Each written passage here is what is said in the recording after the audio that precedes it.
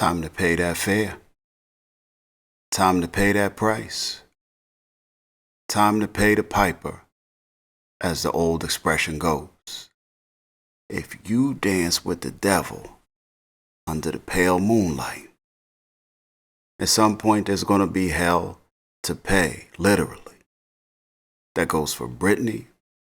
That goes for Emmett. That goes for Trig. And look like it's about to go for Poppa, too. That's how those streets get paved in the city of gold. And that's the name of this 12th episode in season 6 of the Shaad, City of Gold. I am your humble and most honorable host, Real. And this episode is brought to you by that good Jim B. That's right, I'm back on the beam tonight.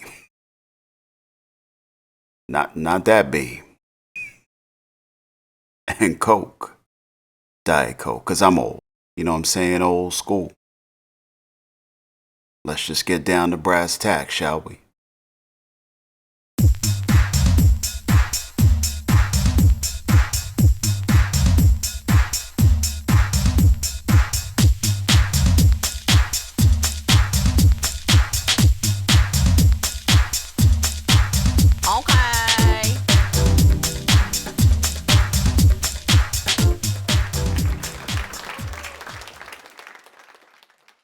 It wasn't no love connections up in this episode, was there? It wasn't no love connections. No loving moments. Lusty ones. For sure, I mean. Douda and Bianca was getting their transactions on. And that's where we start off. Douda and Bianca just all up in the cigar lounge, carrying on, you know, spreading they lust Jones around. Bianca was letting all her love come down on Douda's grill, wasn't she? His grill was getting all messed up, doing the opposite of what a Just for Men application would do to his goatee. And why wouldn't she? I mean, Douda did seem a little hungry. My man was killing her softly up in that piece. Giving her the best that he got. Had Bianca knocking bottles off the counter, was smashing. But them bottles was bottom shelf, so it's all good.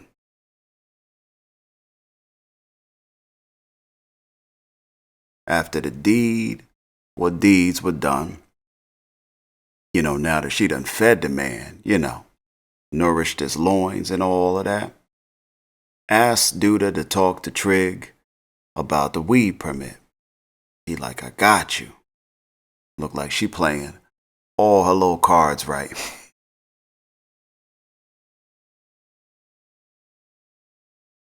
But truth be told, it looked like they having a good little time. You know, it's friendly, it's peaceful, the ambiance is good. Look like they enjoying each other's time and energy. Man even got to take cigar breaks in between. I mean, it don't get no better than that on the real. Tiff come up in there to drop off her latest of that high-class smoke package. Catches Bianca and Douda getting a hug and rub on. She turned right around. In a cloud of disgust. Pieces up out of there. She like, I ain't got no time to be witness to this heathenry right here. Now eventually Tiff swings back around after the coast was clear. Tells Bianca she not a fan of Douda. Don't want him all up in their little business venture. Bianca like, this my stuff. Now, I don't know why Tiff tripping, because she know damn well that if she don't want to be seeing Rob at the crossroads, Douda and Nuck best to get they cut. I mean, her man name is Rob, not Black Rob. He don't pound the concrete like whoa. Fill a head to feet like whoa. You know, y'all get my drift. Rob ain't about that life. So they all better recognize up in that camp. I'm not really quite sure what Tiff beef is, but she expresses her concern nonetheless. Now Bianca trying to calm those raging waters, 'cause Tiff on one right about now. Tells her their relationship, Bianca and Douda's, strictly transactional, just business. Bianca trying to play it down, maybe. Tiff looking like, okay, I ain't really feeling it, but as long as I ain't got the him, okay. She peace up out of there. Bianca heads down to see Trig to get the permit. Trig got that visit from Douda, who told him to make that permit happen for Bianca. Trig provides it to her, with a heavy heart, 'cause at this time, he all up in his feelings a little bit. He just made a decision he didn't want to make. His man Quincy got him all up on the politics train. He want to be alderman and all. Wound up voting not to defund the police, something he initially wanted to do, but in fact voted the opposite way, voted on the mayor's budget to actually increase police funding. So now the people calling him a traitor, amongst other things. All so he could get that Black Caucus donation, to fund his mental health clinic. Trig ain't feeling all the backlash. They say all money ain't good money. Bianca tells him the same thing she told Tiff, that relationships are transactional, and to make sure people can do something for you if you doing something for them. Now he already get that, 'cause he just sold his soul for a donation. He like, well, I just gave you that permit. What you gonna do for me? She like, what you want? He asks her if she can help people to like him again. That's a tall order right there. She like, baby, I'm gonna pray on it.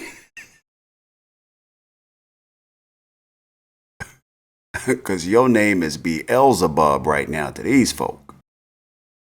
But I'm also gonna spread around some good word about you. Little good word from the right people goes a long way, which is true. Gets to grabbing his hand, rubbing it a little bit. The ominous music plays in the background. Let me find out she's trying to get a different kind of transaction with old Trig.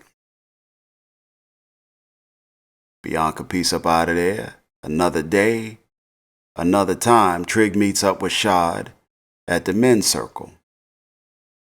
Offers him a job. Tells him, he got a little budget now. Would like him to be part of the team. Shaad tells him he the head of Alicia's security detail now. How much your little job pay? I got a job. Shot on that Vanessa Williams. I got work to do. I got work, baby. I got a job, baby. Trig tells him he making a mistake for sure. He like, you seen what she did to Rob, her own son, sending him to Douda. Give Shaad feedback that he really don't want to hear. Now Shaad done already been given similar feedback by Darnell. He told Darnell he was the head of Alicia's security. Darnell was like, what you over there securing?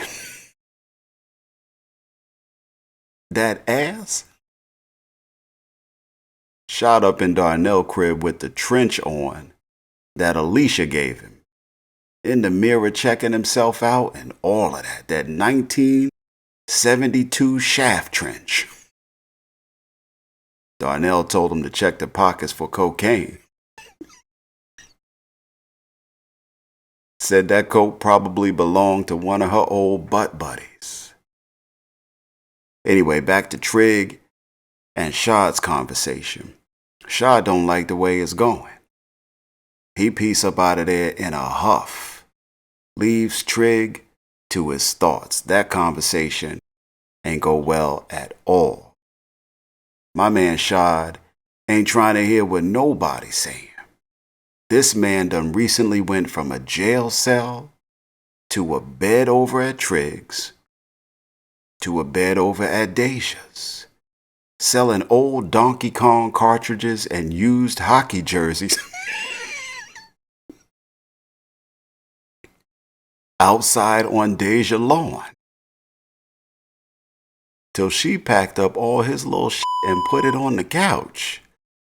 Sent that brother packing on a one-way trip back to sleeping in his car. Then on to Darnell's couch, doing odd jobs at odd hours for odd pay. Splitting the check at that. To where he stands now, in an old 1972 used leather trench coat. Running things. Shaad is now top flight security of the world. Of the world, Craig. Minus Craig, you know. And ain't nobody gonna knock him off that damn pedestal. Nobody. As Shaad leave out, Fatima come in the room, talks to Trig a little. He's still feeling down about what people are saying about him. And he don't like him. She trying to build back up his confidence, you know, trying to be supportive. Hit him with that, ooh, child, things are gonna get easier. But before she could tell him he gotta keep his head up, FBI come in. Put Alderman Taylor in them cuffs, put his head down as he entered the car. You know, that's how they do. Let's get back to Tiff for a second. So after her conversation with Bianca, she get back to the spot, checking her plant inventory, talking to Emmett, who just happens to come to her for some advice.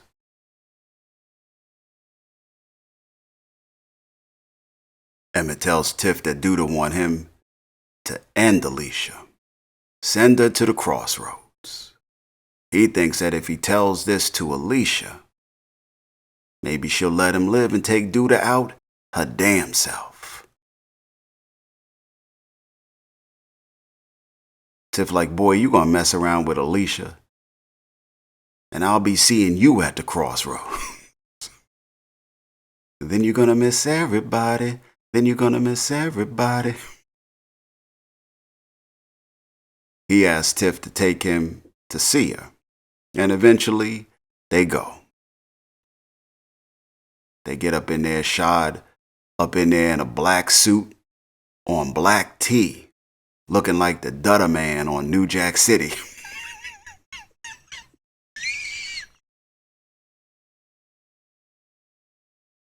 Keeping the foyer secure. He take her up the stairway to heaven to see Alicia. Emmett tells her what's up. Says Douda asked him to take her out. She pulled her little 380 out on Emmett. Like she was thinking she might need to pop this fool. Settled on rendering him incapable of such violence. She like, I ain't worried about you. Emmett like, well, I could if I wanted to. You know, I could do it if I had to, he telling himself. Kinda under his breath. She like, please. You done tried that already, remember? You, Tweedledee, and my son Tweedledum.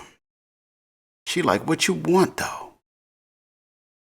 Now Emmett's still thinking he got the gift of gab. He up in there talking in riddles, trying to put his smooth talk down. She's shooting down all his little theories about how important he is to Smokies and how well Smokies is doing. Tells Alicia he wants to be under her thumb and not Douda's. She like, why would you want to be under anyone's thumb? You know what I do with these thumbs?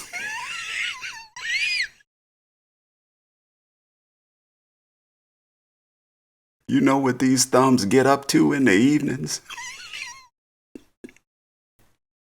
Like, she trying to talk some sense to Emmett.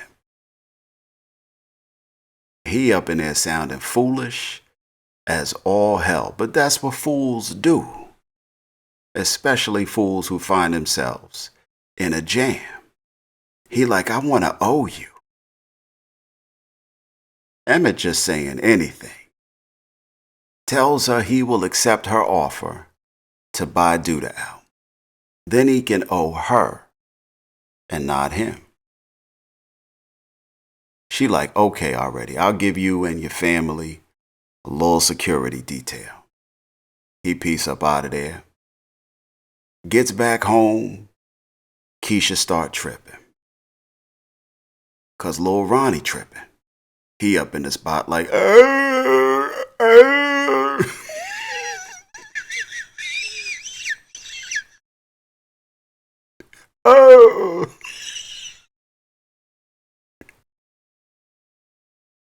I'm going all the way to hell. Kiesha like, oh, something wrong. Something wrong with Lil Ronnie. They run down to the hospital. Doctor like, what's your family background? You know, who jacked up in your family and possibly passed down some genetic disease to the baby? Now, they don't know nothing about Ronnie Pops. Only that he was a pedo, kidnapping bastard who got what he deserved in the end. Whatever disease he had, Kiesha cured that beat it right out of his ass. Just then, Nuck pop up at the doctor office door. He outside looking like somebody father. Like, bring your ass out here now. Motions for Emmett to bring his ass outside, which Emmett does. Nuck and Douda get to hemming Emmett ass up in the hallway. Emmett like, now's not a good time. He like, the baby acting funny. Our next stop might be Shriners.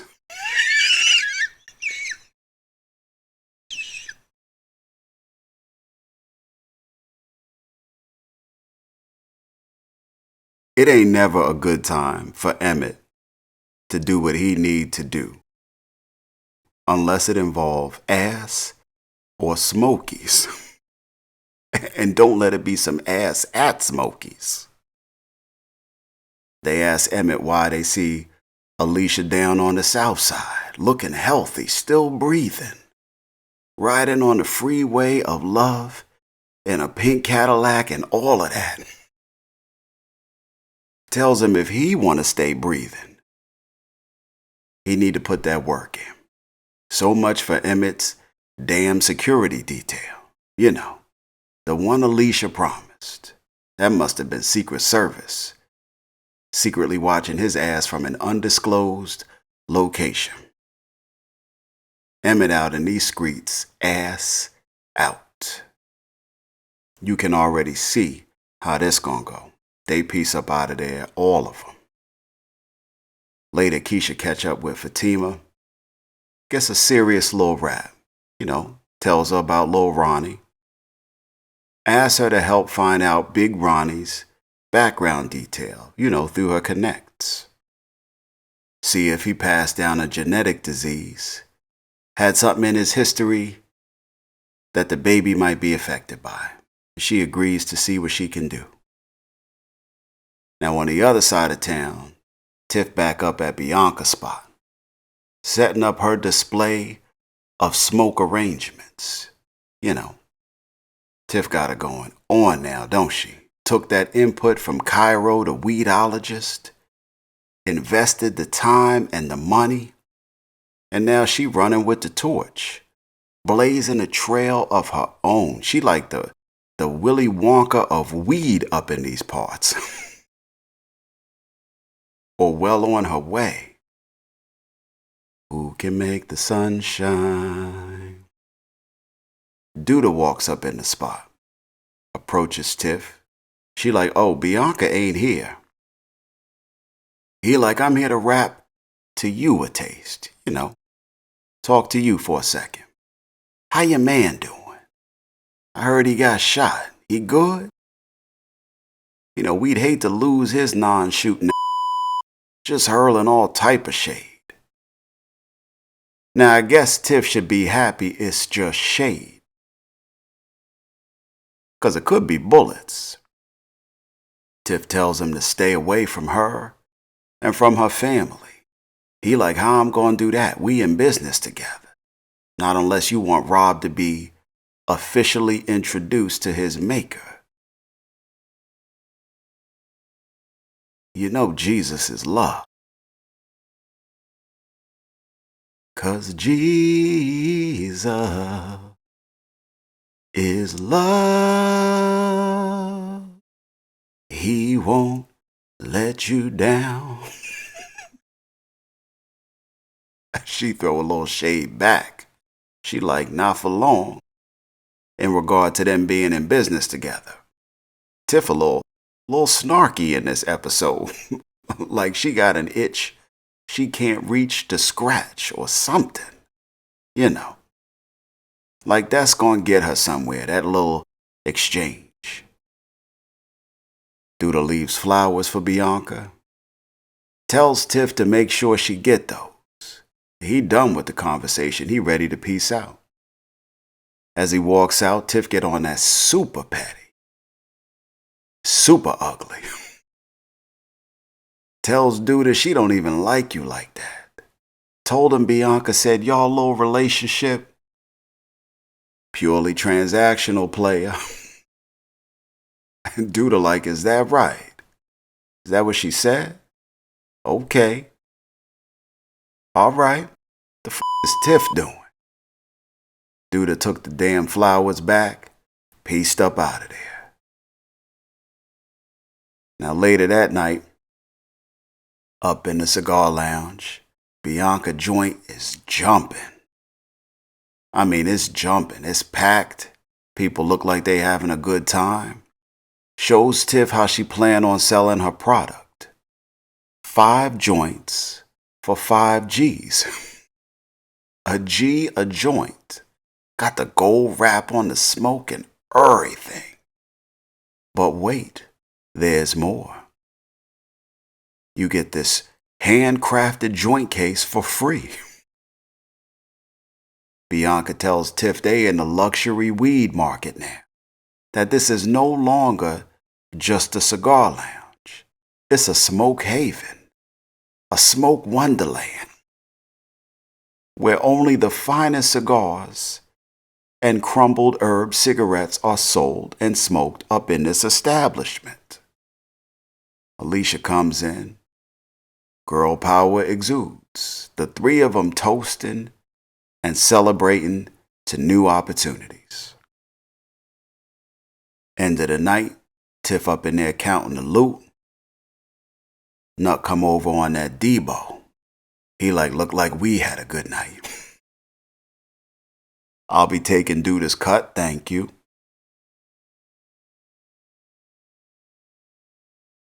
He start to piece up out of there. Alicia comes over to him. Says she don't like the deal that was made with Rob.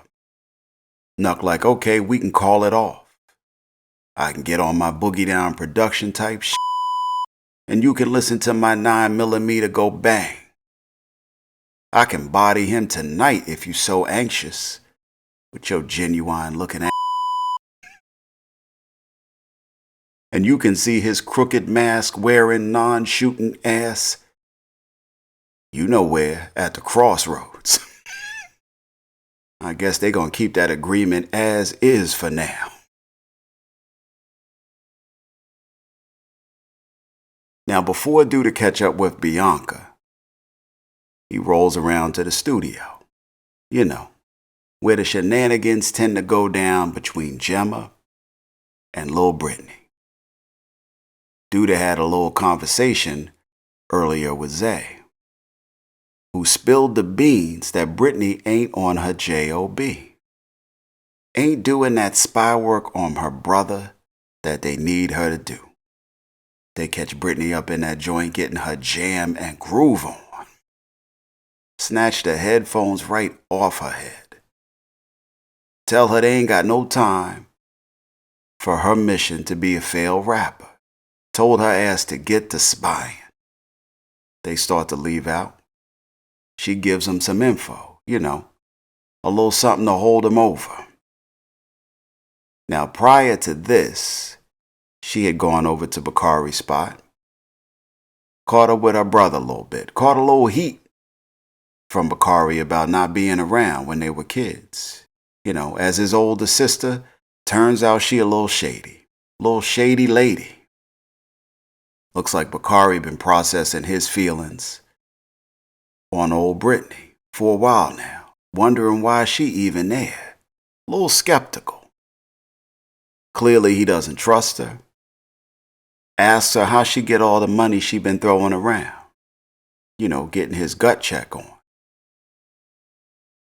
She gives him a little story, but eventually tells her he writing a book. Not naming names, but putting his experiences into a bestseller. And she provides this information to Douda as proof of fact that she is on her job. Now, Douda is not a fan of this news at all. Tells her to encourage him to find a new damn hobby. They piece up out of there. Eventually, Bakari makes his way to Douda's garage sometime in the evening. You know, on his best Bilbo Baggins impression. You know, on his Hobbit.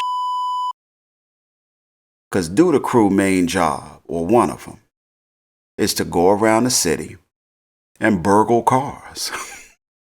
You know, they burglars. Bakari up in his little whip he just stole, you know, in a little streetcar named Desire. That shit is lit up. Pulled up on Douda, who was clearly stressed. Douda pulled the strap on Bakari, like Bakari had frightened him or some shit.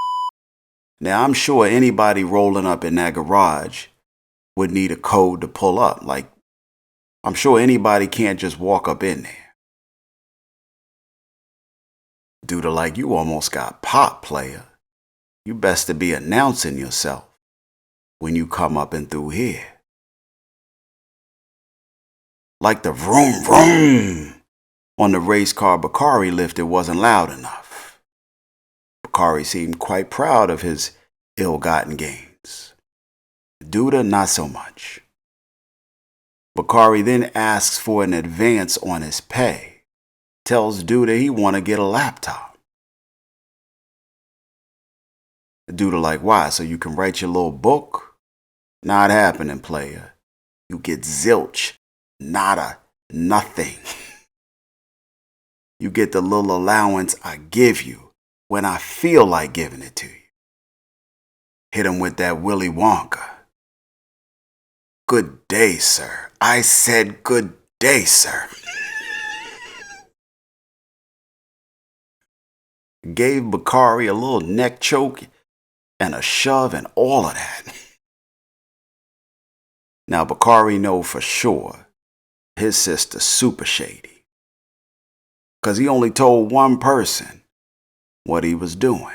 He don't know what to do now. He just got physically and emotionally punked by his street dad. All at the same time realizing his sister don't give a damn about him at all, looking out for herself again. Sold him out for some change. He's so confused, he looked like he was about to peace out in the car he just stole. I'm like, where they do that at? The dude ain't look like he gave a f either. Eventually, Bakari wind up back at Lene crib. Start typing his novel on that old 1962 Smith & Corona typewriter. Lene pressing him on enrolling in college. Did Bakari graduate? What the hell is going on? He was in the audience when they graduated. He was at the prom, but he was in the audience on graduation day. I don't know what's going on with that. Lene, like, if you enroll in school, I might be able to get my moms to let you stay with us. You know. He get to thinking about it. On the other side of town, Douda eventually winds up in Bianca's bed, catches up with Bianca. After their deed or deeds is done, he get up, get out, and get something. I'm just glad it was his damn pants, because Now, let's be clear. He got the ass. He got the ass first. Got on his petty after. Went over to her side of the bed. Dropped a few bills on the nightstand tray. She like, what's that for, player? He like, for the transaction, Leaves her with her mouth open. He pieces up out of there. She looking around like, ain't this about a Let me find out Otis a little sensitive. And Tiff got a large ass mouth. Douda makes his way back to the garage where he gets a gift from an admirer of sorts. Tells Zay to open it. Zay like, since when did I start opening your He like, it's always a first time for everything. Go ahead and open it. Stop playing. Douda a little shook. Gift had a tag that said Otis on it. Who auntie leaving gifts to old Otis? Probably wasn't from Jay and Ye. Who calling that man Otis? Even though it is his name. Probably Alicia mature ass. Zay opened the gift up. It's a tie with a note that says this will look good on you while you laid up in that casket. Let the games begin. On the other side of that bed, Bianca makes her way to a function Alicia having. Function of the movers and shakers, of the female persuasion. Powerful women from all aspects of business are everywhere. Alicia introduces Tiff to a judge as her future daughter-in-law. Alicia's starting to feel Tiff a little bit. Just then Bianca walks over, pulls Tiff to the side. Puts Tiff in her place for sharing some of their conversation about Douda, with Douda. Tells her she needs to check herself before she wrecks herself, basically. Says she don't know one woman in this room that would have moved like she did, gossiping and all. That's beneath any and everybody in this room. Meanwhile, back at Smokey's, Poppa and Kenya up in that piece playing Uno. They ain't on a break. It's just nobody coming to eat up in there, as Smokey's is now known as the chicken shop that got shot up. Just like Douda said it would be known.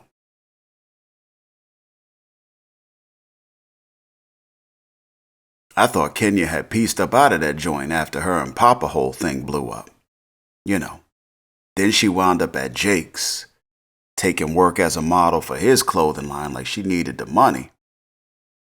Poppa tells her about his dealing with her pops. being his little apprentice and all. She like, I feel that for you, but be careful, little player. Poppa eventually goes down to the church. Boardrooms was full, meetings was happening, people was doing yoga and Pilates. Was buzzing. Poppa catches up with the pastor, Pastor Zeke. Pastor Zeke tells him Poppa is going to do the preaching tonight to the young people's congregation. Now Poppa tripping because he ain't got nothing prepared. Pastor Zeke tells Poppa, don't worry. He the Jay-Z of speeches. Pastor Zeke, that is. And he don't write nothing down. So Poppa should get used to doing the same. Poppa like, what? You know, that's not what Poppa is familiar with. Pastor Zeke tells Poppa God always provides. Poppa like God or your congregation. The ominous music kicks in. He like, it's all the same, little player. And eventually preach, Poppa does. You know, at this point, Poppa is still questioning whether or not this whole thing of prosperity and the amount of prosperity that he sees Pastor Zeke with is along the lines of how he want to be moving. Like he's over prosperous. But how can you be over prosperous if you're doing the right thing? And Poppa's questioning this right now. It looks like Poppa might be headed to the dark side of the Force. You know, the young Jedi Knight being recruited by Pastor Zeke Vader. Maybe that's why Poppa told him, I ain't your son, when the pastor said it to him upon greeting him a little earlier.